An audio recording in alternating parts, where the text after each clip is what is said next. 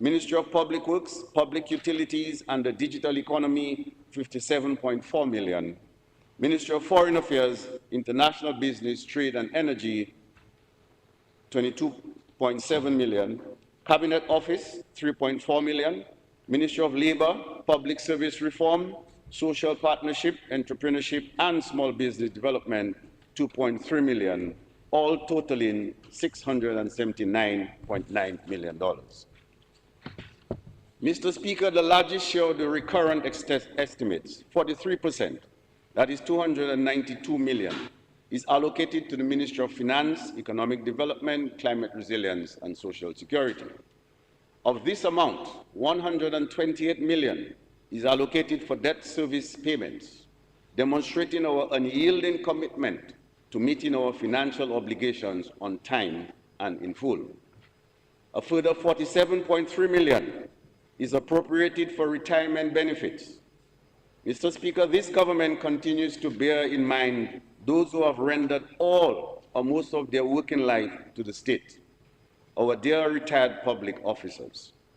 To ensure their continued well-being, we have allocated sufficient funds to meet our obligations to them on time as promised. In 2023, we increased their pensions by 2% and have committed to adjusting their pensions based on inflation every 3 years. Mr. Speaker, in building fiscal resilience against natural disasters, 8.4 million of the Ministry of Finance allocation will go toward Caribbean Catastrophe Risk Insurance Facility, CRIF, to cover tropical cyclones, earthquakes, and excess rainfall premiums. Mr. Speaker, the Ministry of Health, Wellness, and Social Services will receive the second largest allocation, amounting to 72.8 million, or 10.7% of the recurrent expenditure. We recognize that healthy population is the cornerstone of a healthy economy, and our investments in the health sector reflect that understanding. The Ministry of Education, Human Resource Planning, Vocational Training, and National Excellence receives the third largest allocation at 71.3 million, or 10.5% of recurrent budget, underscoring our long-standing commitment to education as a critical driver of development. Additionally, 69.2 million, or 10.2% of the recurrent expenditure, is earmarked for the Ministry of National Security and Legal Affairs, in keeping with government's commitment to maintain the safety and security of our people and country. The Ministry of Public Works, Public Utilities, and the Digital Economy will be allocated 57.4 million, or 8.4% of the total resource envelope, reflecting the importance we place on infrastructure and our growing digital transformation agenda.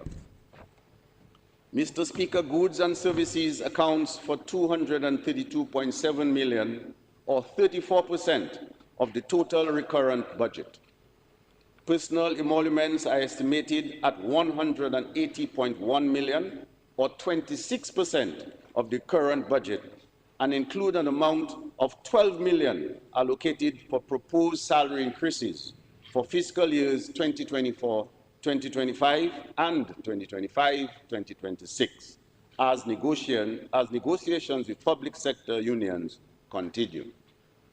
Transfers and subsidies, including retirement benefits, public assistance, subventions for salaries of staff of statutory authorities, such as the Dominica China Friendship Hospital, and contributions to regional and international organizations total 133.6 million, or 20% of the recurrent expenditure. While interest payments are estimated at 49.7 million, and debt amortization and contributions to the sinking fund are expected to total 78.3 million. I now turn to the capital estimates for the 2025-2026 fiscal year. Mr. Speaker, I propose a total capital expenditure of 661.7 million, representing a reduction of 273.2 million compared to last year's estimates.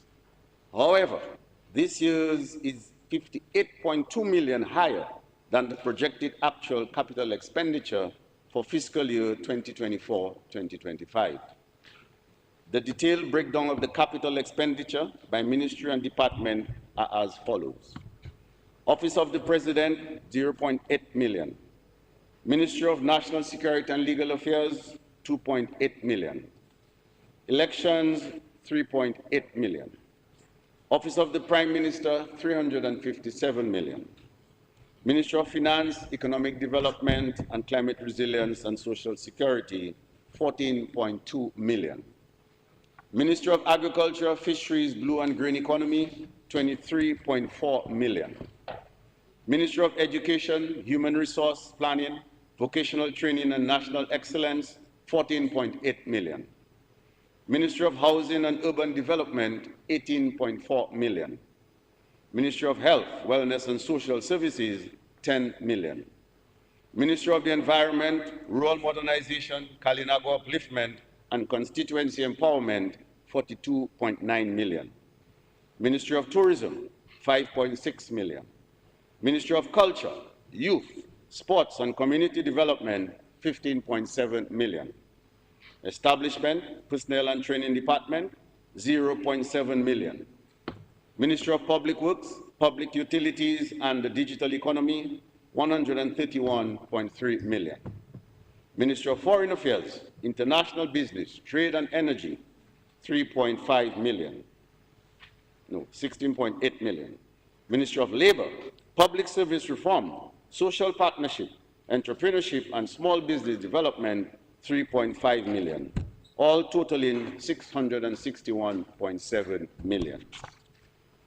Mr. Speaker, our government continues to make strategic investments in transformative infrastructure projects, economic resilience, and excellent service delivery.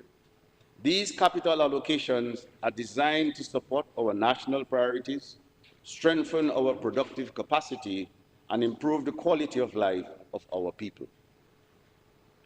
Budget proposals, Mr. Speaker. Permit me now to present the details of the budget proposals for fiscal year 2025-2026. Throughout the years, our government plans have consistently placed our people at the forefront of national development, and the upcoming fiscal year is no exception. This reflects our firm belief that citizens must remain central to the nation's progress, and that no one should be marginalized or left behind.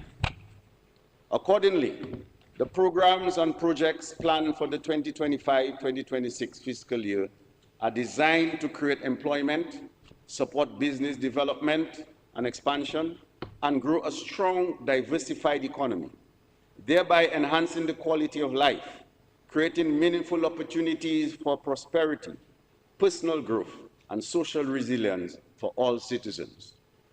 Mr. Speaker, as I outline our plans for the year ahead, I will also highlight key accomplishments from the past fiscal year that have laid the foundation for the progress we continue to seek to achieve. Agriculture and fisheries sector. Mr. Speaker, over the past years, more than $130 million was invested to restore and develop agriculture and fisheries. These investments are in fulfillment of government's commitment to increase agricultural production, enhance agro-processing output, improve Dominica's brand, and expand our market share locally, regionally, and internationally. The crop subsector. Last fiscal year, in our thrust towards the economic advancement of the sector, strategic interventions were prioritized as relates to the 5 C's strategy, that is coconut, citrus, coffee, cocoa, and cannabis. In respect of coconut and cocoa, the government ensured the distribution of planting materials in excess of 10,000 coconut plants, distributed to 188 farmers, and 17,000 cocoa plants to 85 farmers. As it relates to citrus, Mr. Speaker, construction is nearing completion of the 7.7 million modern citrus certification facility at Londonderry. This facility will enhance Dominica's capacity to produce certified high-quality citrus planting material in line with international standards, thereby strengthening the resilience and competitiveness of the citrus industry. This facility has a capacity to produce up to 50,000 citrus plants and will support increased production, improved crop quality, and expanded market access for farmers. It will also promote investments and innovation in the sector, ensure the availability of disease-free planting material, and contribute to long-term sustainability by building resilience against climate change and external shocks. In tandem with this investment, the government is continuing its efforts towards the propagation of disease-free citrus planting material, which includes the grafting of 50,000 rootstocks. Distribution of these citrus plants will begin by September 2025, and it is expected that 1,000 acres of citrus will be established with the 50,000 plants.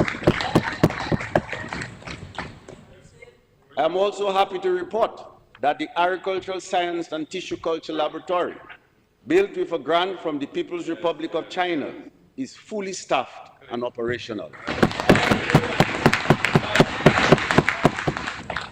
We will begin mass propagation of disease-free planting material for key crops such as banana, plantains, tania, dashing, sweet cassava, white potatoes, sweet potatoes, vanilla, and pineapples. Mr. Speaker, as we continue on our ambitious path to transform the agricultural sector, I am pleased to highlight the commencement of the 9th phase of the China-aid Dominica Agricultural Technical Cooperation Project. Mr. Speaker, that's a significant milestone and another proud chapter in the long-standing partnership between the government of Dominica and the People's Republic of China. This new phase of cooperation comes at a critical juncture in our development as we deepen our efforts to modernize and diversify agriculture, enhance food security, and build resilience against economic and climate-related shocks. These professionals, being experts in crop production, agronomy, soil and plant science, greenhouse management, and agricultural innovation, and will work alongside our local teams to expand technical capacity, improve productivity, and promote sustainable farming practices. Mr. Speaker, we are particularly excited about the arrival of an aquaculture expert who will play a pivotal role in developing this emerging subsector. As part of our broader strategy to establish a sustainable and inclusive blue economy, we recognize the tremendous potential in freshwater fish farming to diversify livelihoods, increase protein self-sufficiency, and unlock new economic opportunities in both regional and domestic markets. Through this collaboration, we will not only introduce new techniques and infrastructure, but also lay the foundation for Dominica to become a regional player in aquaculture. Mr. Speaker, the 9th phase is a tangible step forward in our national effort to create a climate-smart, innovation-driven agricultural sector that contributes meaningfully to the national development and economic transformation. Mr. Speaker, in the 2024 budget presentation, government highlighted its commitment to the development of comprehensive legislation that allows safe access to cannabis products for medicinal and therapeutic use, while creating economic opportunities for growers and processors of the cannabis plant. I am pleased to report that in March 2025, the Cabinet approved the establishment of the National Advisory Committee on Medicinal Cannabis to guide the strategic development of Dominica's cannabis industry. This multidisciplinary body comprises a broad cross-section of stakeholders and experts, including international recognized cannabis researcher and Dominican national, Dr. Marshall Emmanuel, whose appointment as technical advisor was announced during last year's budget address. In support of its mandate, the committee established 8 thematic subcommittees to address critical areas such as medical use, agriculture, legal framework, industry development, and the social and public health impacts of cannabis. A major milestone was the successful hosting of the National Cannabis Symposium earlier this month, which brought together regional and international experts, academics, industry professionals, and members of the Rastafarian Committee. The symposium included the presentation of a draft cannabis bill, which proposes the establishment of a dedicated licensing authority, 11 defined license categories, protection for traditional farmers, mandatory training for healthcare providers, a national patient registry, and strict product tracking protocols. It also includes provisions to strengthen regulatory oversight and ensure Dominica's compliance with international standards. The committee identified the need for legislative reform in areas such as regional trade and cannabis-related financial transactions, while also emphasizing the importance of expanding legal recognition of the religious and sacramental use of cannabis by the Rastafarian community. Consultation with other stakeholders and the general public on the draft bill began earlier this week. Mr. Speaker, the government will explore the potential for value-added production within the cannabis industry and provide the development of locally manufactured products, such as oils, teas, balms, creams, and other wellness items. This focus aligns with our broader vision of creating sustainable economic opportunities while positioning Dominica to participate competitively in the emerging global cannabis market. There is no doubt that Dominica, because of its rainfall and quality of soil, possesses a huge advantage for the cultivation of high-quality cannabis. As we move to finalize and present the medicinal cannabis bill to Parliament in the coming months, we extend our sincere gratitude to all those involved in this complex and historic process, especially the Ministry of Agriculture for its leadership and our regional partners for sharing valuable insights from their experience. I want to assure the House of Nyabingi that special provisions will be made in the revised legislation to capture their unique circumstances as a religious organization.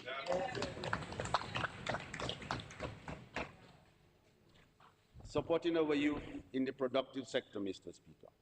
Greater attention is being given to our youth, who from all evidence are playing a vital role in the agricultural sector. During fiscal year 2024-2025, youth engagement and agricultural literacy continued under National Agriculture Education Program. Through 4-H Club and school gardens, along with hands-on initiatives in vegetable production, hydroponics, fruit tree cultivation, and small livestock rearing, students gain exposure to sustainable farming practices and improved nutrition. Over 20 schools benefited from the National Seedling Distribution Initiative and received technical training and mentoring support from the agricultural extension officers and interns of the National Employment Program. The reform of the National Association of Youth in Agriculture, NAYA, further advanced youth involvement, creating leadership opportunities, and supporting agri-entrepreneurial efforts through training, advocacy, and regional exposure, including participation in key forums in Antigua and Costa Rica. In parallel, significant strides were made in supporting young agro-processors. Throughout the year, training workshops, business coaching, and technical assistance were provided in product development, marketing, food safety and labeling compliance, mainly through the Dominica Youth Business Trust. These young people gained visibility through national expos and pop-up markets, along with targeted mentorship and support. In addition, government continues to provide direct grants, equipment, and advisory services to further bolster their businesses.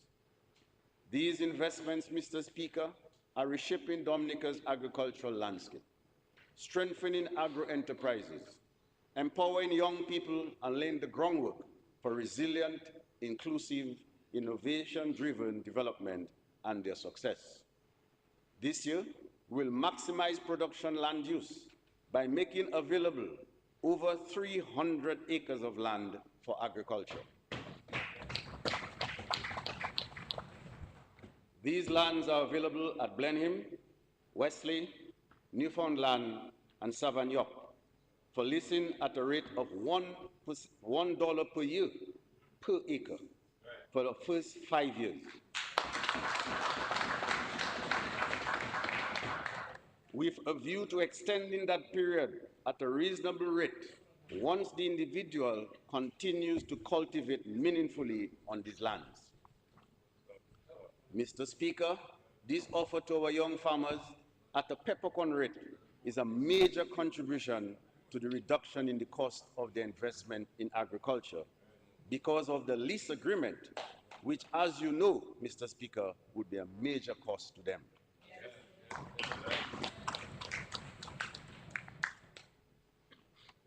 The livestock subsector, Mr. Speaker. Mr. Speaker, in the past year, investments in excess of $8 million were made within the livestock subsector.